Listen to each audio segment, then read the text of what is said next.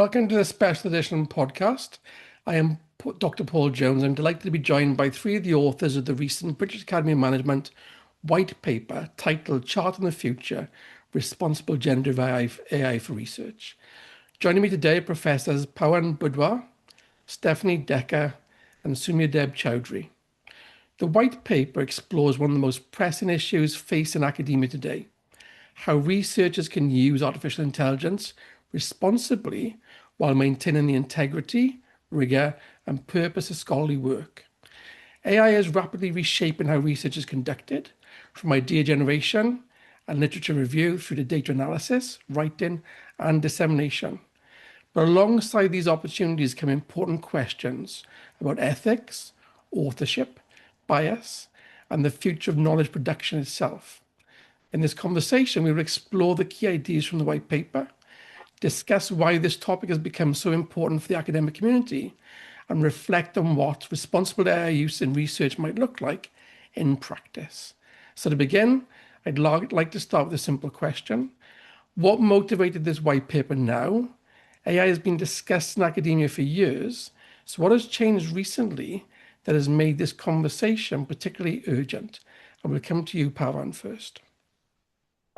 Thank you, Paul, and thank you for having us today. Going to your question, I will put it three main reasons. First one is personal, where we as researchers, we continue to do research, which hopefully is meaningful, is timely, and so on. So I, along with a number of other colleagues, have been pursuing AI-related research for a while, and we keep thinking what else we can do. And that coincided with the British Academy of Management, where as a learned society, BAM regularly poses the question, what else it can do for the members? And within those kinds of discussions, some time ago, it was debated, discussed, and agreed that it's important the learned society should do something which is timely, is meaningful, and help the members. When we look at AI, you are correct. It's not new. It has been there for a long time.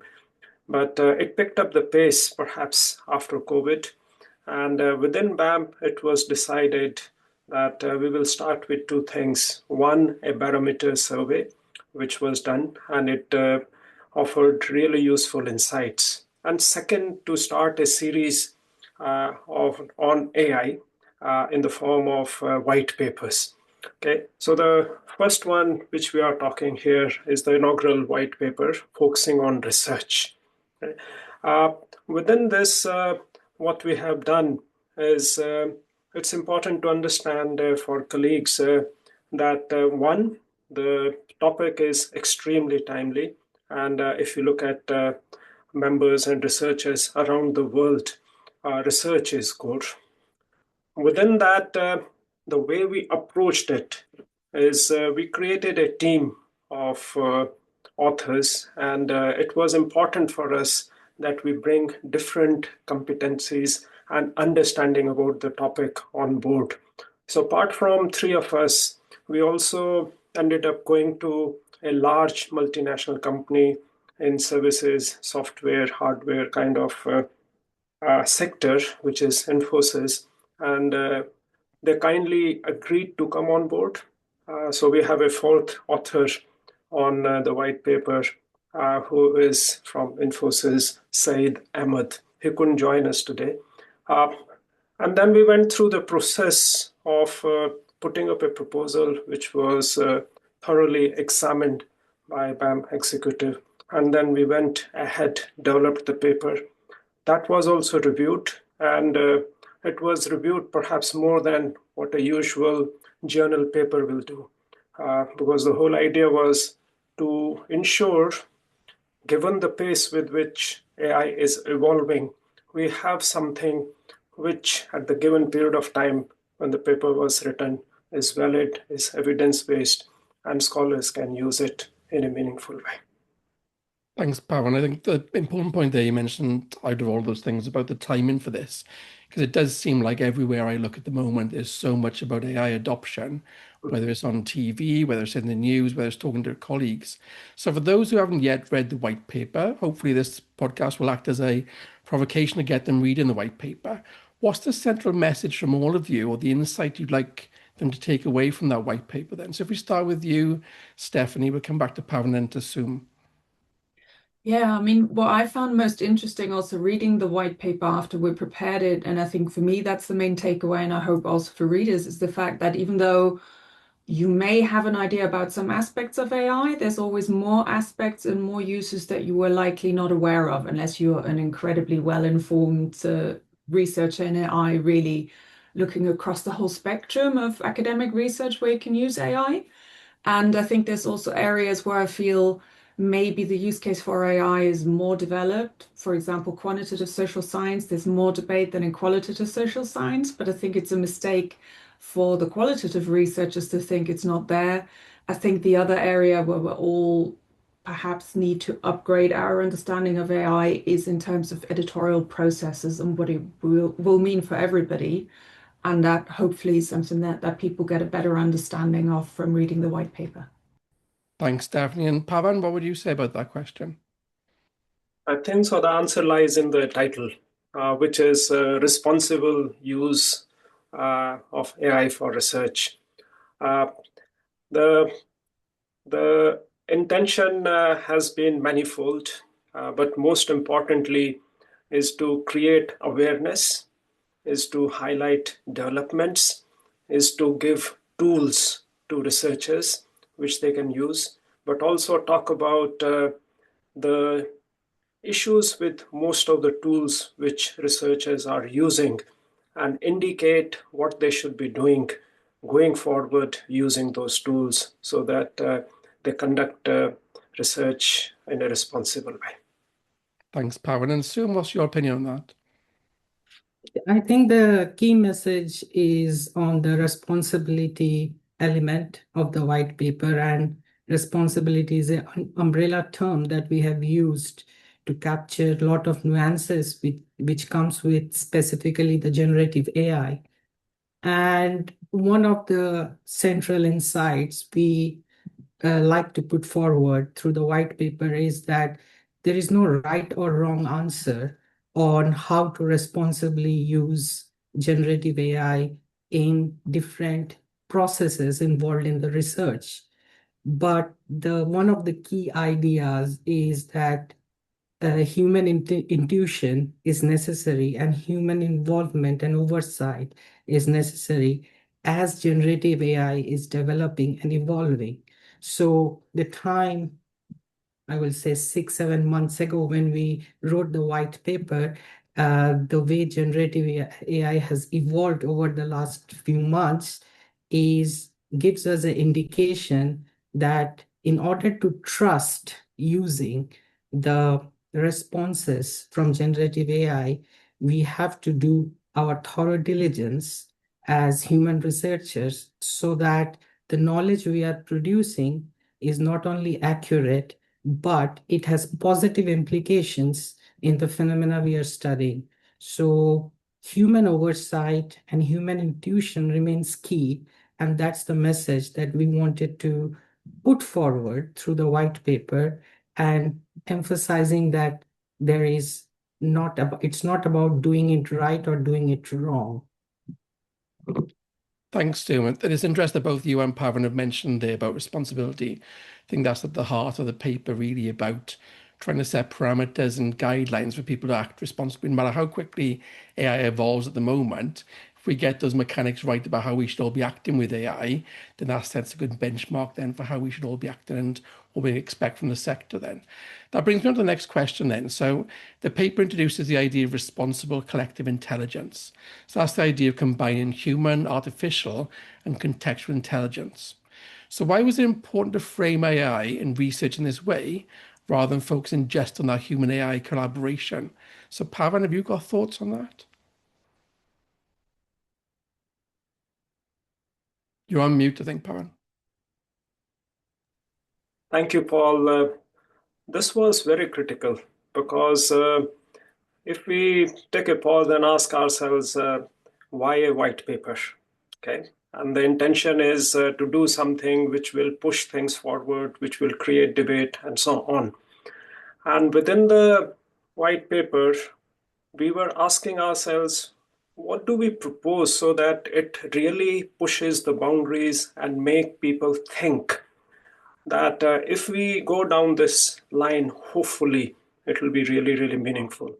And when we debated and discussed the idea about responsible collective intelligence, we realized that most of the times we are talking about either us, researchers, humans, or we are talking about AI, and then the interaction between the two, as you correctly pointed out.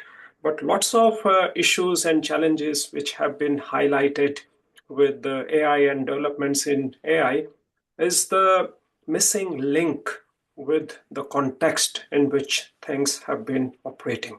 So hence, we developed this concept of responsible collective intelligence, which integrates the three domains of human intelligence, of artificial intelligence, and contextual intelligence.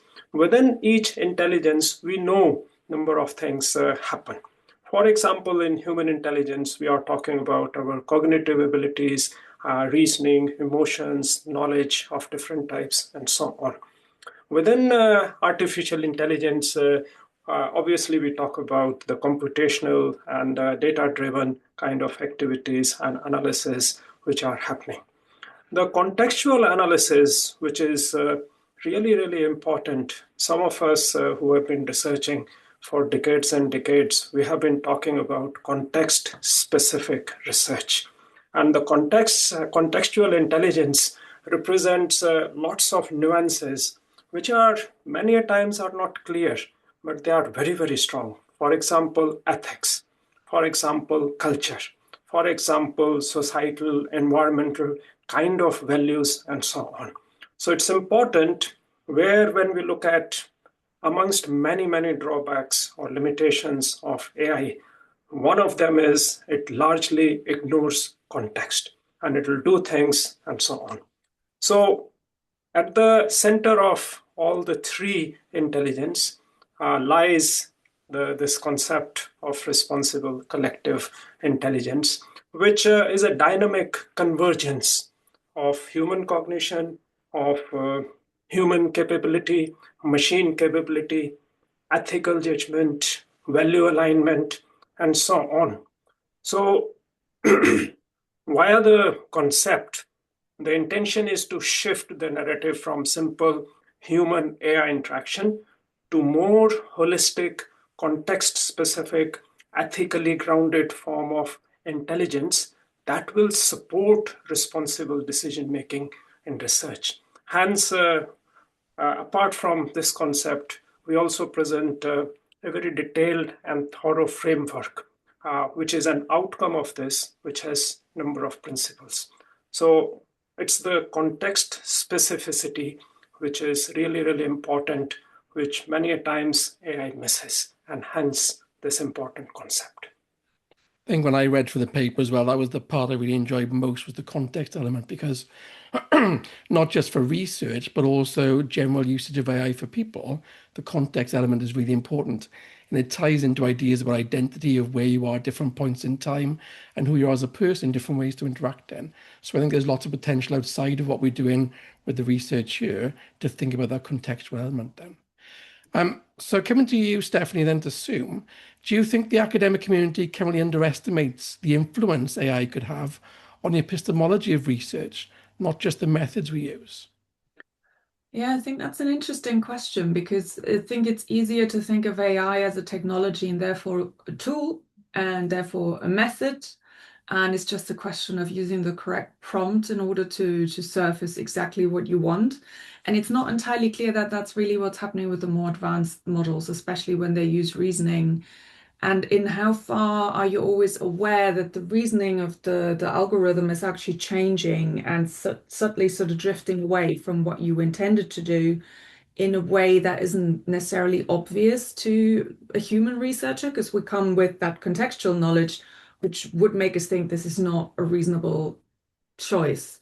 So to give you one example, obviously, I think using AI to outsource certain research tasks seems to be happening more with quantitative researchers because they had more already very clearly defined tasks. Often you can do it in an Excel spreadsheet. I think the closest thing for somebody who's qualitative, or if anybody from any research background wants to use literature, is to ask a tool to do, say, a literature extraction, which sounds really straightforward, is something that the tool should absolutely do, and even with a not particularly large amount of papers.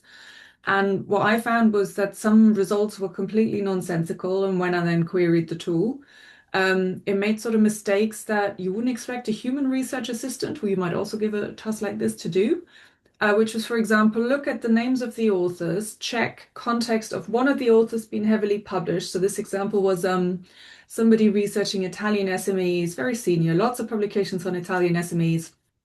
So assumption was papers about Italian SMEs, entirely ignored the first author and indeed the content of the article, that the first author was a Chinese author in the UK writing about a Chinese immigrant company in the UK. The senior author was basically helping with the framing and the theorization. So these are sort of really unexpected errors that, if you outsourced a research assistant, you wouldn't expect that to happen. If you give a clear description what a tool is supposed to do, you wouldn't expect that to happen. So I think there's potentially a lot of drift in how we assess knowledge if we don't go back to the underlying data for checking. And then that raises the question, how much time are we saving? How effective can we make the checking? So I think that's one aspect. I think the other aspect is really also in how we're starting to assess other people's work, and how skeptical are we about how close the author is to the underlying data. And I think there's just an awful lot of things that you previously, if you had the money for a research assistant, which of course not everybody does, you wouldn't have expected to happen, because you would have expected certain human aspects of the epistemology just to be clearly understood. Yeah, thanks, Stephanie. And Sue, have you got opinions on that? Yeah, I also agree with Stephanie on that, but I will bring a different dimension to it. Is that as AI has evolved over the last few months and years, researchers have called AI as a co-theorist, have called AI as a co-pilot.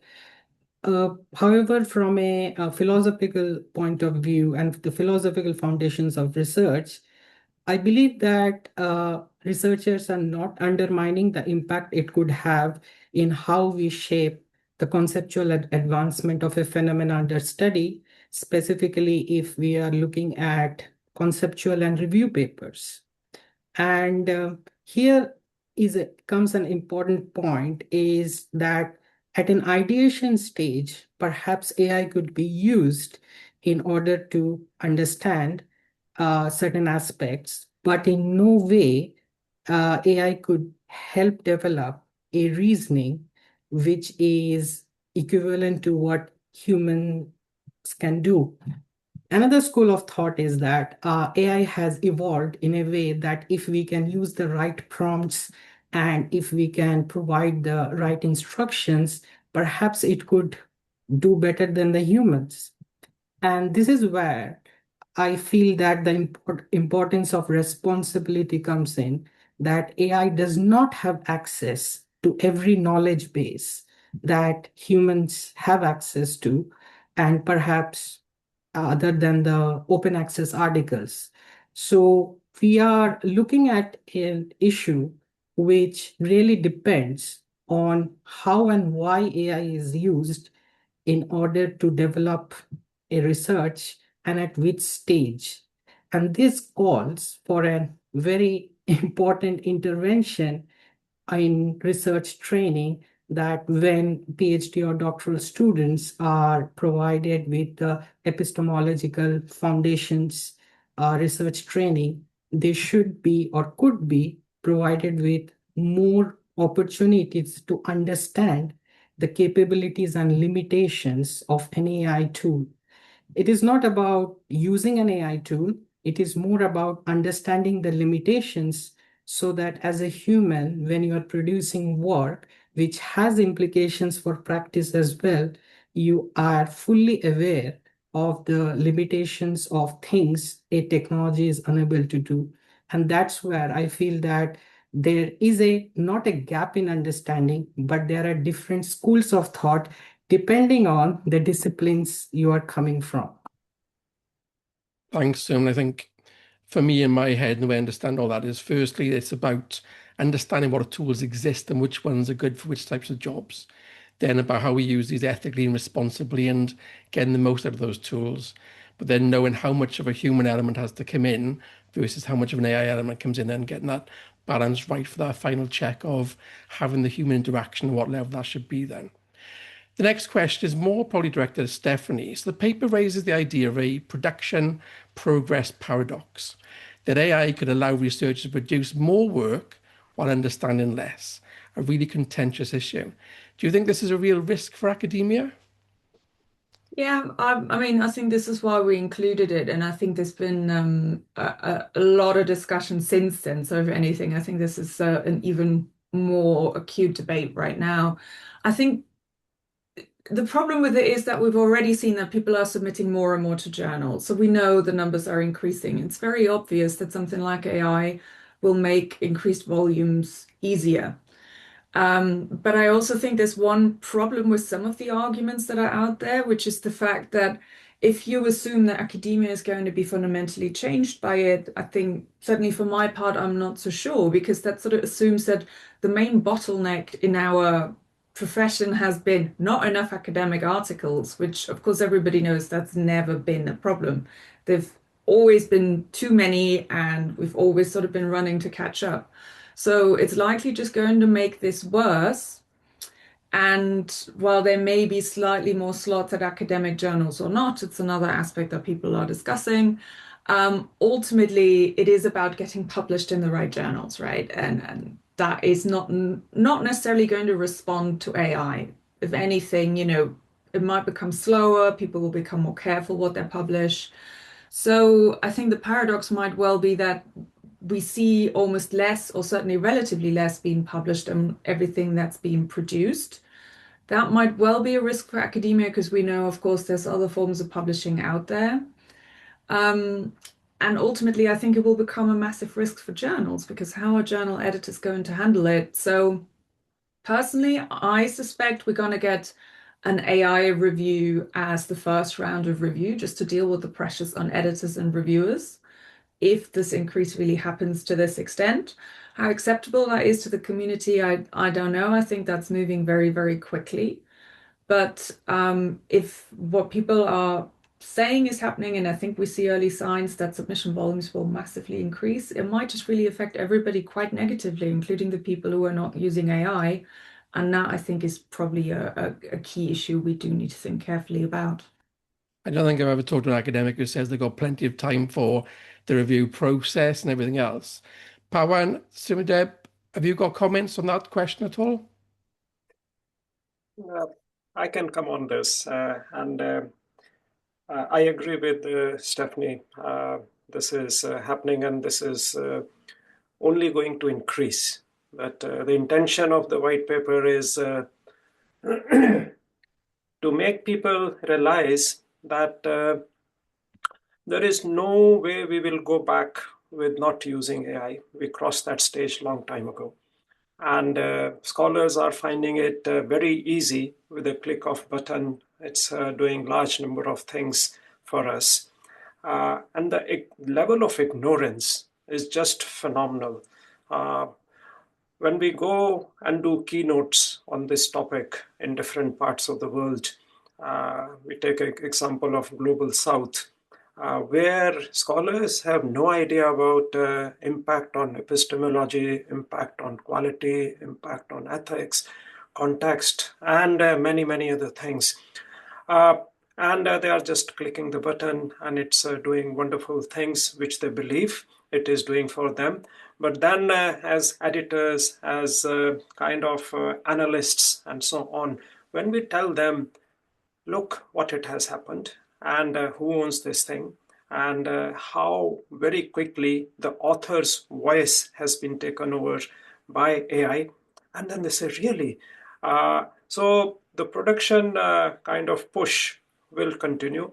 But the whole idea here is to keep educating scholars that we keep moving and keep evolving with developments in AI, keep using it for supporting research and in this case publications and so on. But we keep identifying what needs to be done. So some specific examples. So we have been trained historically what happens with a scale development.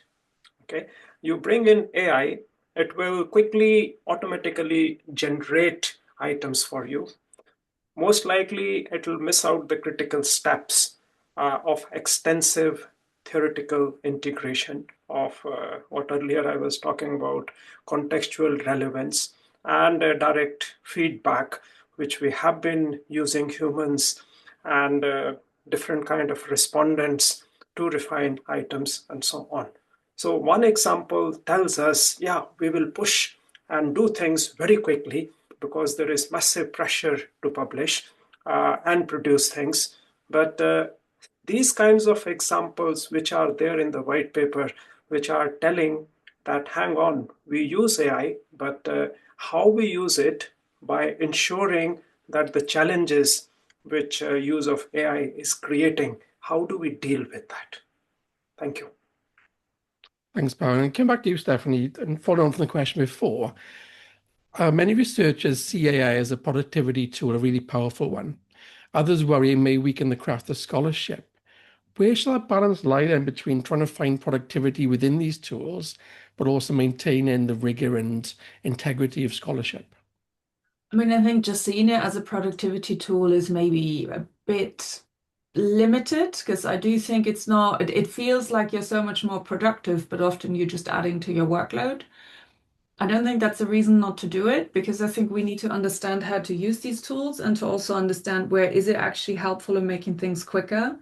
And I think the more I'm working with them, the more I'm identifying very specific parts of my workflow where I'm realizing this is helping me. This is not just making things quicker. This is actually augmenting what I can do when I'm still at a sort of sole researcher point, perhaps around ideation, as Soum mentioned. So I think it's not just productivity. I think that's a little bit too short-sighted, and I think that also stops people from engaging with what tools can do, what they cannot do, and how that is shifting all the time. In terms of the craft of scholarship, we have quite a few, I like to call them AI doomers, who are very much everything needs to be absolutely human. And I'm thinking, well, it's quite an elite position, isn't it? Because, these are either the people who have the resources all the time, and that's not true for many of us. So I do think this is perhaps also just too extreme a position. I do think, however, the real problem is with people who haven't been trained without AI. I think people who are learning now, the problem is they might short circuit some of these steps, like what Pawan was describing, and never actually learn the craft. So I think some of our education going forward, it will need to focus on maintaining a pipeline of capable human researchers. And that means they need to be part of their training where they go, no AI, and they commit to no AI and learn it properly, and then start sequencing in AI in order to use it responsibly. It's almost like a driving test. We have to be able to get a certain skills and knowledge before you're they're allowed allowed to to go then go and use it then. I'm not sure we can implement that, but I like the idea about that. And it leads on a little bit to then ideas about academics using AI, but are sometimes reluctant to disclose it. Do you think that reflects uncertainty, stigma, a lack of clear guidance? What do you think it is? I think at the moment there's a lot of stigma around it, particularly because I think we're in a phase where there's a bit of a backlash against AI. And I think some of the very vehement debates also mean that people are less likely to use it responsibly, which is sort of what we're arguing for.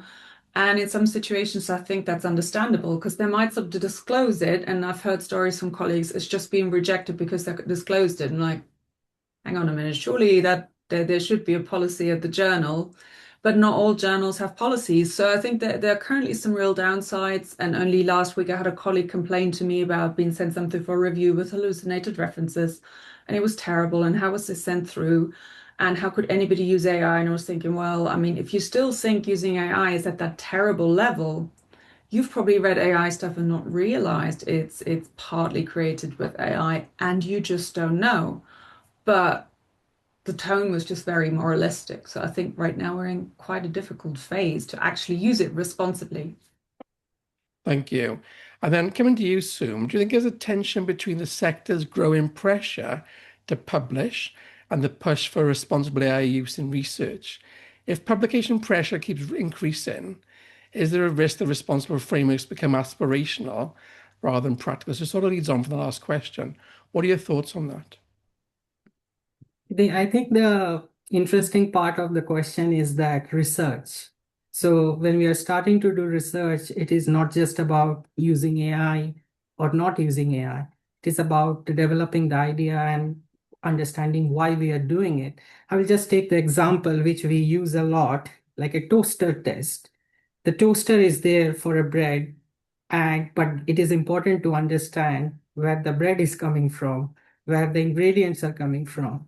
So I think that we have focused a lot on use of AI, responsible use of AI, but in doing so, sometimes we forget the research part of it.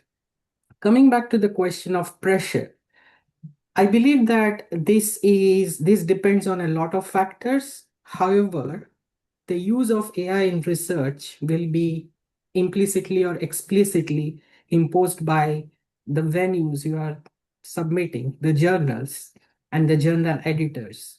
And I agree with Stephanie that there is a kind of a dilemma if the authors should disclose or shouldn't disclose the use of AI because it may have negative effects. And a recent research published says that authors are not comfortable disclosing the use of AI in the research that because they feel that it will be heavily scrutinized because of the disclosure. Now, the of responsibility, I believe is not only on the authors, but also on the journals as well as the institutions they belong to. Because at the end of the day, this is something we touched based in the white paper and had many discussions in many of the BAM meetings and the events, is that is there a need to reflect on and revise the ethical guidelines of research that an institution has, irrespective of the fact that whether we are using a data or some form of data or not. And this is where the challenge comes in, the disciplinary boundaries, because different disciplines have different, let's say, use of AI. And specifically, we can look at some disciplines where synthetic data which is generated by AI tools, they are fine with using those data. But if we come to more general management and human resource management, they may say that a synthetic data may not reflect the ground realities.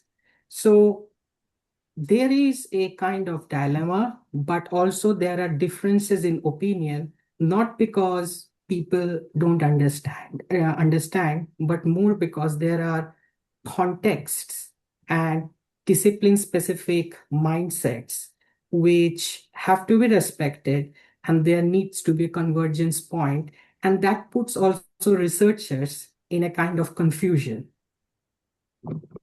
Great, thanks, Soum. I really like the toaster analogy, but I also like it because if you're not being responsible or ethically sound in your use and not using it appropriately, you can end up burning your research toast as well. And that's the point I want to get to, is recognizing these things become quite damaging then. Pavan, have you got any responses to that about the push for publication, but also the push now is against sometimes the use of AI research? Yeah, I think so. Lot has been covered both by Stephanie and Soum. I'll just talk about one bit which we have proposed in the paper and which has started to be discussed in organizations, which means the business schools and higher education institutions. So if we look at when someone is doing a new research project, within the higher education system, we have ethical approval in place in most institutions. Why don't we have an AI approval system in place? Okay, because if we have that in place, which means the issue of disclosure, which means the way you are going to use AI and so on. Initially, like any other system, will have teething problems and so on. But where we are at this point of time, it's a lot to do with the realization. It's a lot to do with putting systems in place. It's a lot to do with the issues, possible solutions, and within that, the governance system. So I believe when we are talking about this debate on publication, one important aspect where number of things hopefully can be picked up at an early stage, like the research project, and then following from their possible publications, is to have a AI approval system in our business schools. I think that's a really interesting idea and matches well to the ethics use in organizations and across HE. And I think that'd be really good to implement. Go on to the next question then. So what was really interesting in the paper was this reinforced framework for responsible AI in research. So which of these principles do you think would be the most challenging for institutions and researchers to implement in practice? And I'll come to each of you, and you probably take one each in terms of what you think then. So going back to that framework, Pavan, have you got a particular one you think is really important to focus on? Yeah, thanks, Paul, for people listening the podcast. There are 9 principles we are talking about, and hence the acronym REINFORCE, which is robust, equity, integrity, nurture, foresight, openness, responsiveness, collaboration, ecological footprint, and so on. We debated a lot. Initially, we had many more principles, and then we felt perhaps at this stage, if we just focus what we believe are the really, really key ones, and hence we ended up with the 9. Each one of them in itself would be challenging if we bring in the AI element. But I felt if the focus is on being responsible when we use AI, then integrity and accountability for me would be very, very important, but also quite challenging to follow and implement, because globally these things are subscribed very, very differently. And my example of making presentations to scholars in different parts of the world, these things perhaps they exist in a very minor way. They don't exist at all. And if you start asking people what this is, they find it quite challenging. So within this, we are talking about how we are doing things in a meaningful manner, how things are under the control of the researcher, how authentic things are, which can be the outputs, which can be the results, how do we retain ownership and accountability. So I believe these are really, each element of the reinforce framework is quite significant, but difficult as well. And going back to my comment, the whole idea of the white paper is to propose things which really pushes the debate, practice, and policy forward. So for me, if you force me to choose one, it will be integrity and accountability. Thank you. Thanks, Pawan. And Stephanie, have you got a particular one you want to reinforce? No pun intended. I mean, we already discussed openness and the issues of full disclosure, which, to be honest, I think is going to be a temporary one. So I'm probably going to go with nurture, which I also already mentioned, because I think the training and capacity building will become a real challenge. And I think not just for research, because I mean, nurture effectively comprises the entire business model of universities. So how are we training people, not just in research, but any form of knowledge worker, which is roughly the people we are training, to be responsible and capable in this new environment? And how can we do this if they always rely on AI? I don't think we can, and I think we will need to rethink many aspects of our training, whether that's for PhDs or for undergraduates, to ensure that they go with and without AI, and that they're ultimately able to do all the other things in the reinforced framework, because we had that training, but the next generation won't. And I think there'll be a real generational problem that we're facing in the future. And then, Sue, have you got a particular one you wanted to I talk think about? it's a challenging one because they took the one which I thought it's challenging. But however, I will give briefly two, and for different reasons. And I feel nurture from training development because AI is evolving so fast. The training that we are developing, not only for any form of researcher, are going to become obsolete. So where do you stop and how do you evolve the training every few months? And that leads to the challenge of foresight. Do we know what's coming next? Can we anticipate how AI is going to evolve and challenge the traditional practices? And that's where it's a kind of not only at a researcher level, it's also problem at institutional level, because we know that it is not easy to develop programs based on intuition. So as I believe last year, the head of OpenAI said that it's difficult to develop policies for AI because AI is evolving so fast. We do not anticipate what's coming next. And that becomes a challenge for a researcher. What should I teach myself? What should I train myself at an individual level? And for institutions, how can we develop training programs for researchers who come from different disciplines and also have what I would say is that expertise in different research methods.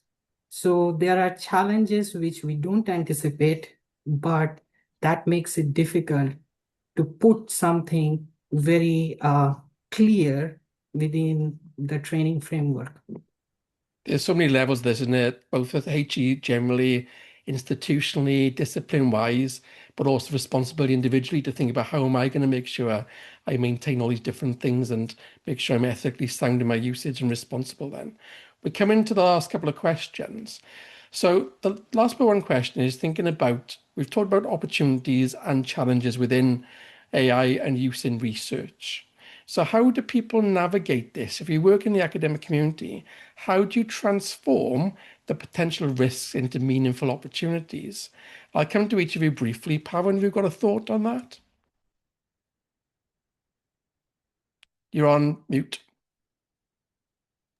Thank you. Apart from a number of things which we have discussed, one other key element of the white paper is the information available in the appendices, okay, where we have put together the whole research process, right from developing the research problem, which is ideation stage, then to literature review, then to methods, then to results and discussion and your references and so on.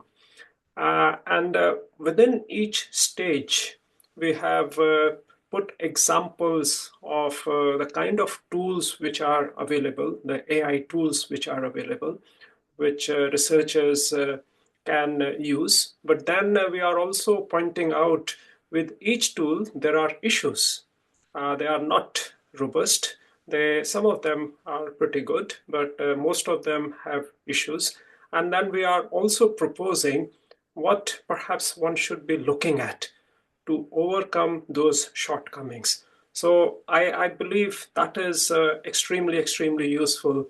And going back to what I have shared a couple of times, when I show these slides as part of the keynote, the number of people clicking photos of the slides is just hilarious because they believe, wow, this guy has sorted out everything for us. But when I start to talk about issues and challenges, and as a psychologist, I look at their faces, which are going very complex and long, and say, my God, we have been using these things. So going back to your question, the information in the appendices regarding the tools, their kind of limitations, and what should be done is extremely, extremely helpful.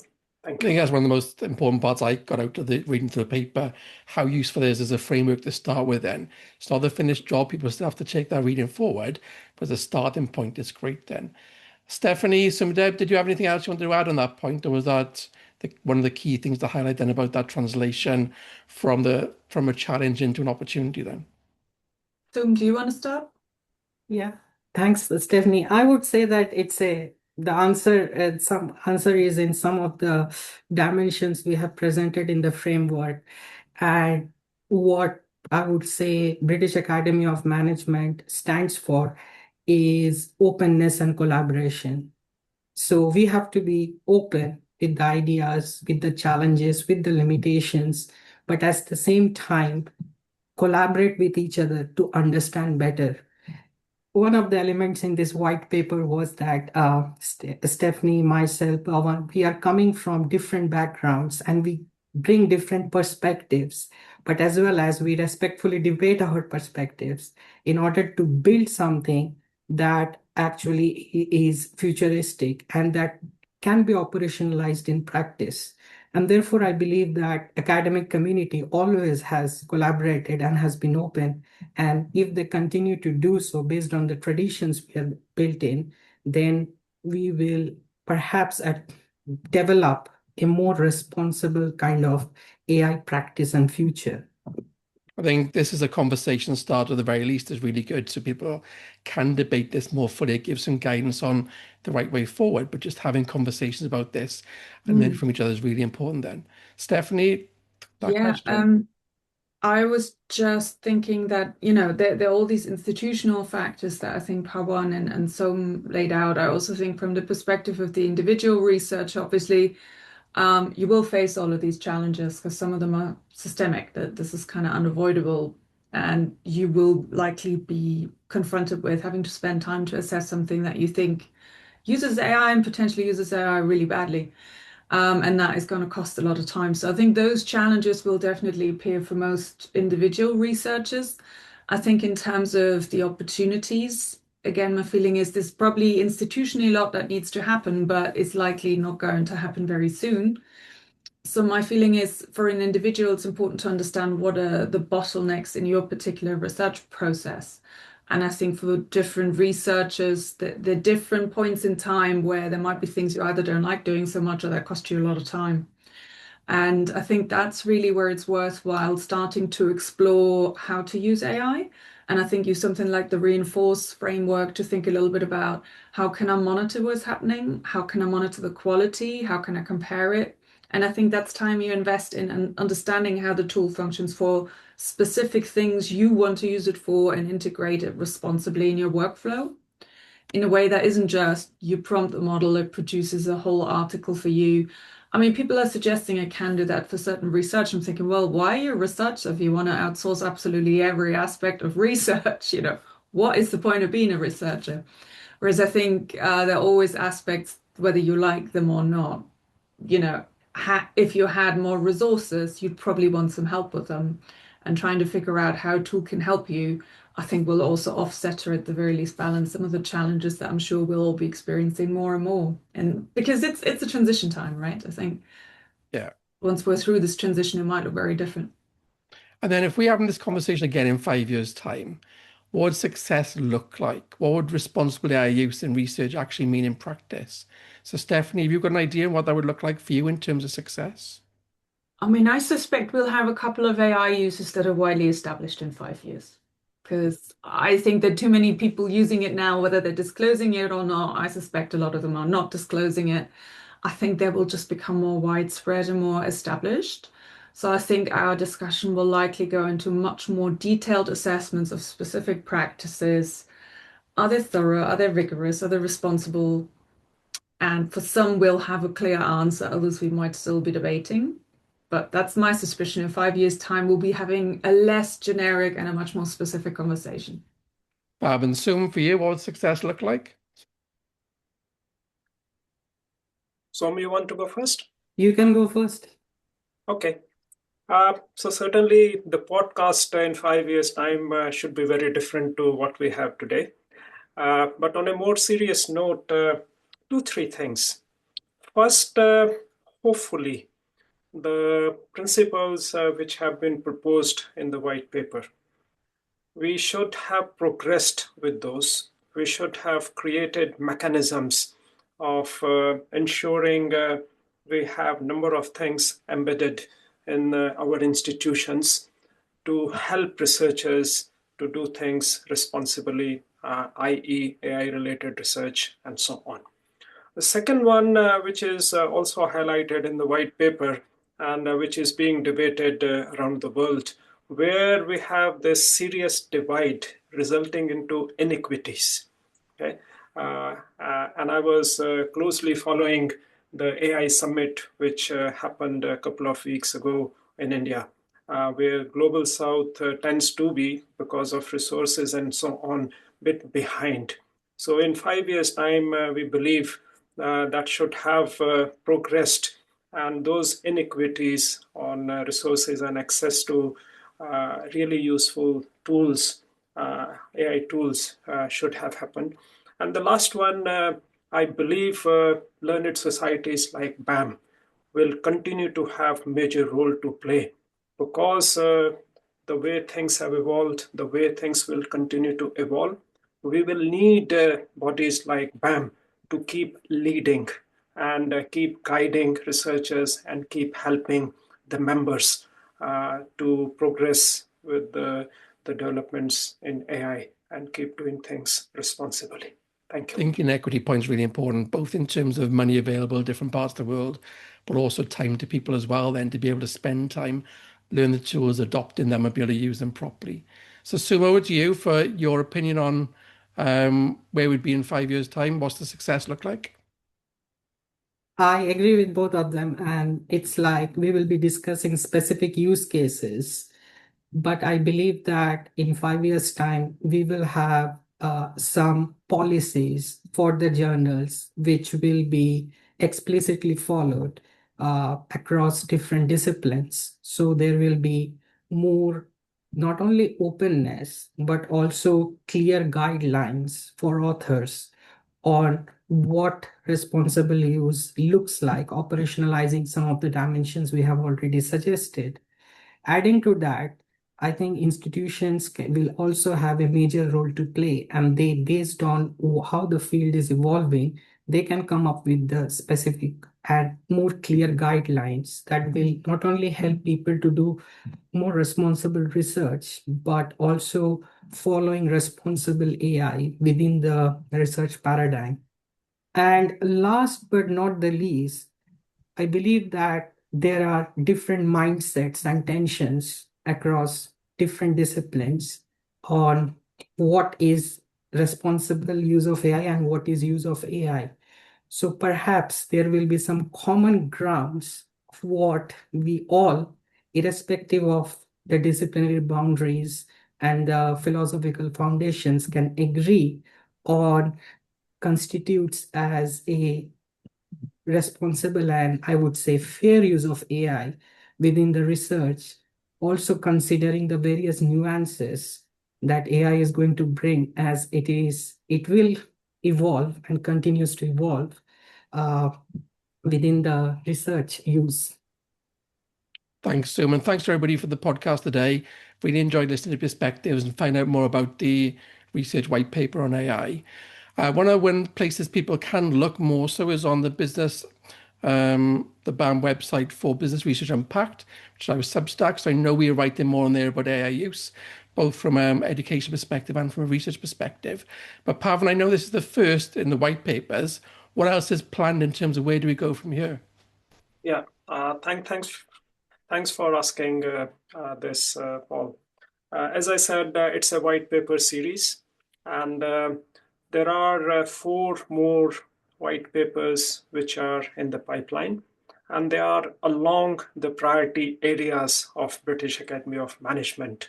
So the first one is related to learning and teaching, which has progressed, and we are hoping it should be finalized in the coming months. The second one is on EDIR and well-being. The third one should be on sustainability. And the last one is about AI and future of business goals. Great. I'm looking forward to reading all of those and hopefully being involved in some of them. Thank you all again for the day. It's been really enjoyable. I hope the listeners find it really useful and it takes them onto the white paper and the white paper series. Thanks, everybody. Thank you, Paul. Thank you. Thank you, everyone. Bye.